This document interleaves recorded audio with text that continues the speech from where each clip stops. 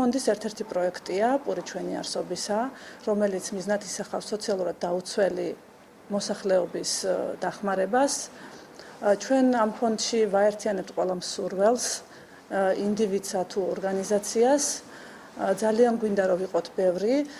ერთ-ერთი ესეთი შემთხვევა უკვე გვაქვს, რომ ჩვენ ერთობლივად TV25-თან ერთად განვახორციელებთ მსგავს აქციებს და პროექტებს. ჩვენი მოვალეობა იქნება, რომ ამ ორგანიზაციის საქმიანობა გავაშუქოთ, ინფორმაცია მივაწოდოთ მოსახლეობას და პლუს ამას ჩვენ ვიქნებით უშუალოდ ჩართული ამ ორგანიზაციის საქმიანობაში.